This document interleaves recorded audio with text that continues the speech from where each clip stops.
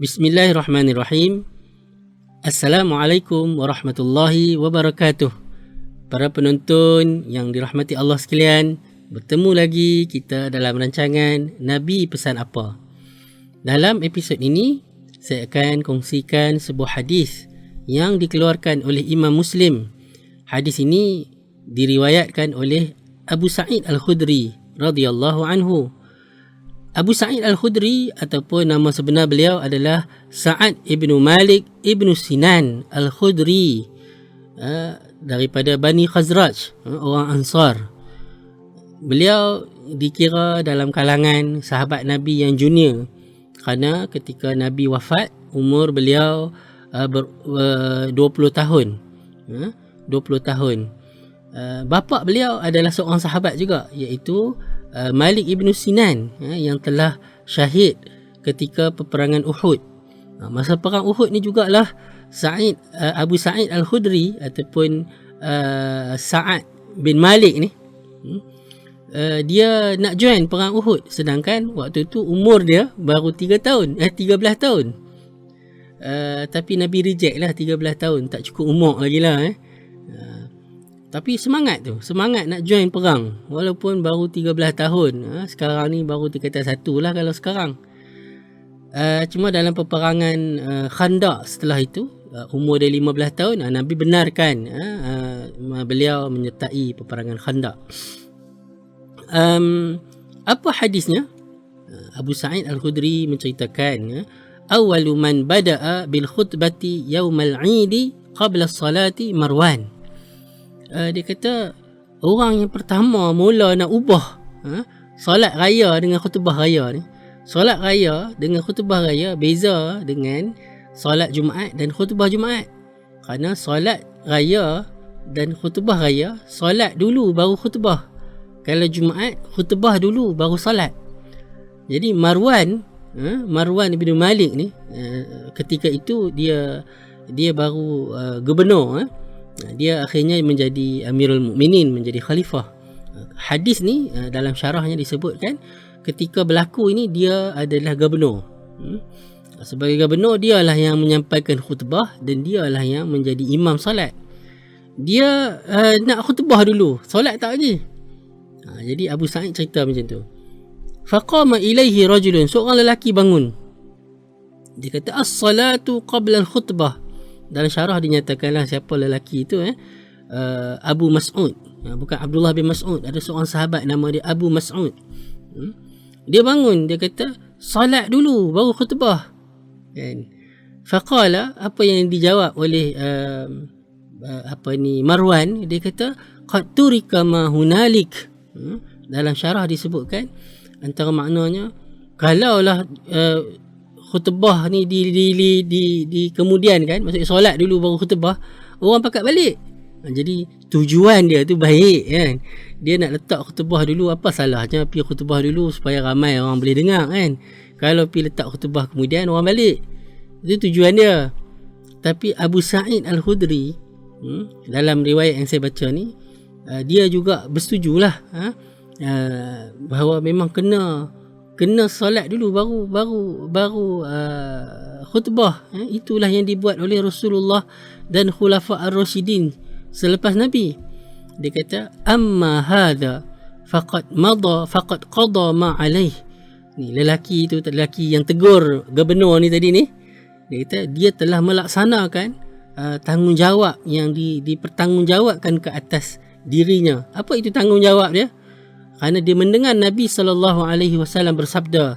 Apa Nabi kata? Man ra'a minkum munkaran falyughayyirhu biyadih. Sesiapa yang melihat di antara kamu kemungkaran, maka hendaklah dia ubahnya dengan tangannya. Fa illam yastati', jika dia tak mampu, maka fa bilisani, ubahlah ianya dengan kemungkaran itu dengan lidahnya. Fa illam yastati', maka sekiranya dia tak mampu juga untuk mengubahnya, fa biqalbih, maka ubahlah dengan jantung hati dia. Wa dzalika adhaful iman. Yang demikian itu, iaitu ubah dengan jantung hati itu, adalah selemah-lemah iman. Apa yang menarik daripada hadis ni, para penonton yang dirahmati Allah sekalian, Nabi menggunakan perkataan man. Dalam bahasa Arab, man ni menunjukkan umum, siapa saja, bukan mesti khusus alim ulama kan, mufti ke ustaz ke, siapa saja. Ra'a, menarik juga bila disebutkan ra'a ni melihat, lihat ya. Ulama sebut bahawa lihat ni lihat dengan secara zahir, bukan main dengar-dengar ataupun bukan sangka-sangka, bukan duk pergi cari pula baru dia nampak tu, sebab dia duk pergi cari, sebab dia duk pergi mengintai, sebab dia duk pergi mengintip. Bukan. Ni memang berlaku kemungkaran terang-terangan secara nyata, buat depan public kan. Dia nampak, apa dia kena buat? Dia hendaklah dia falyughayyirhu, hendaklah dia mengubahnya. Menarik bila Nabi SAW sebutkan dianya sebagai mengubah. Mengubah ni apa maksud ubah? Ubah ialah dia bukan sekadar cegah. Ubah ni ataupun taghyir ni memberikan maksud solusi ataupun alternatif. Dia membina, dia bukan sekadar meruntuhkan kan. Stop habis takat tu.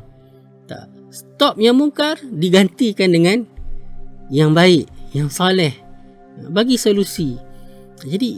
Jadi menarik kata-kata Nabi ni, walaupun ringkas.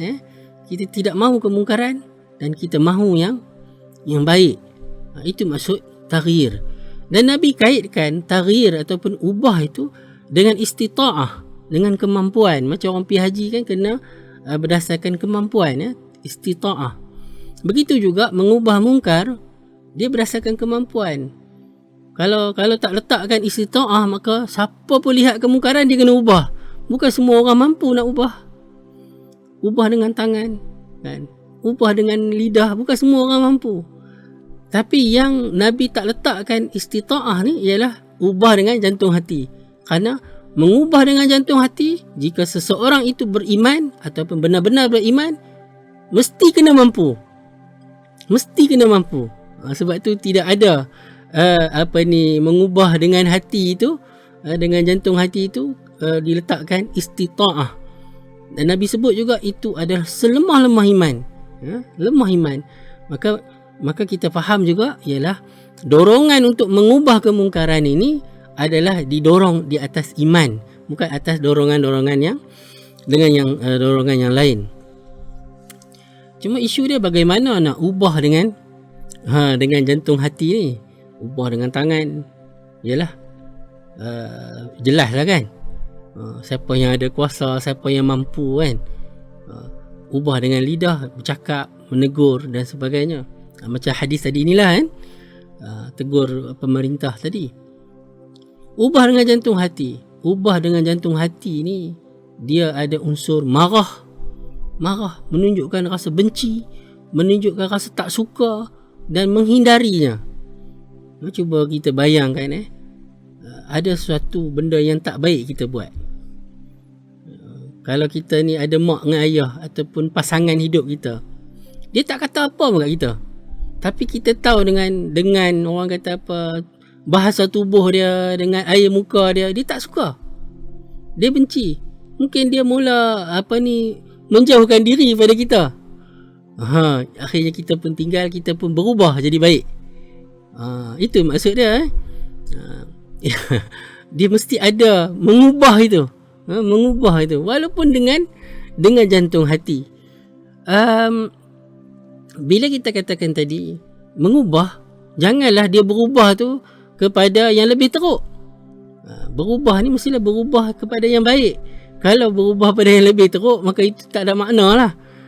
Sebab itulah nak mengubah kemungkaran ini mesti dengan cara yang terbaik, cara yang paling santun, cara yang paling bijaksana, supaya tidak timbul mungkar yang lebih besar. Satu lagi yang mungkin saya nak sentuh di sini ialah bila Nabi SAW katakan man ra'a minkum munkara. Munkar ni apa? Para ulama yang mensyarahkan hadis ni mengatakan bahawa mungkar itu adalah perkara yang disepakati ianya adalah haram. Ianya adalah haram. Itu yang mungkar. Jadi di sini seorang yang nak mengubah kemungkaran itu pun dia perlulah ada kefahaman tentang perkara itu. Mungkar tu adakah ianya sepakat haram? Dia ada banyak lah. Kalau nak syarah yang ni saja kita boleh buka kelas tentang kategori kan. Haram tu apa tingkatannya? Apa tingkatannya? Kalau saya boleh bagi contoh di sini, simple saja contohlah supaya tak mengambil masa yang panjang, iaitu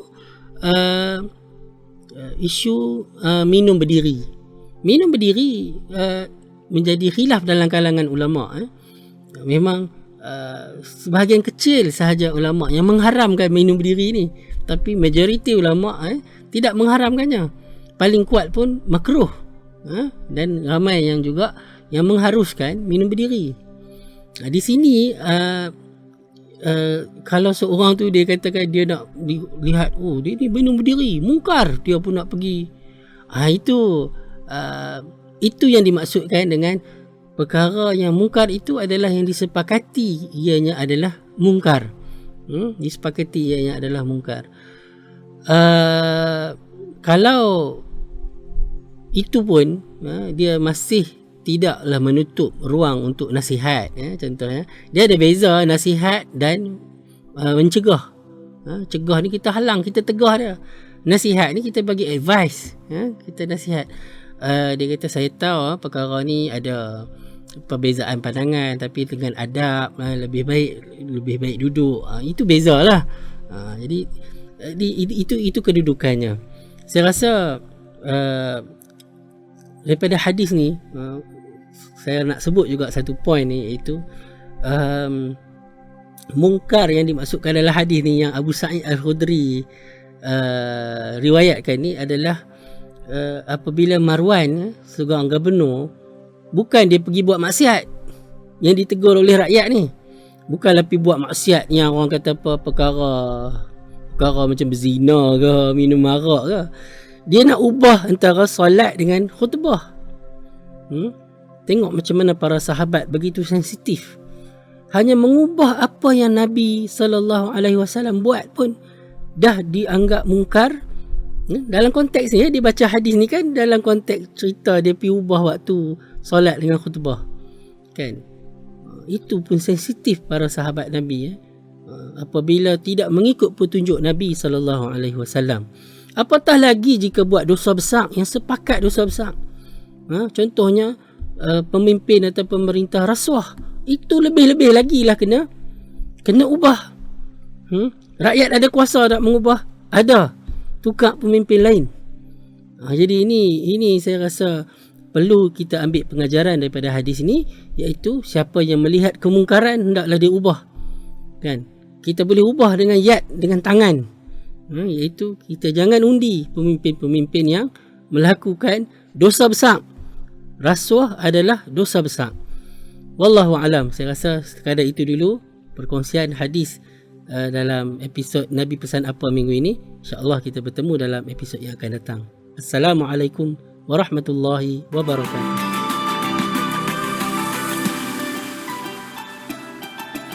Bersama membina masyarakat.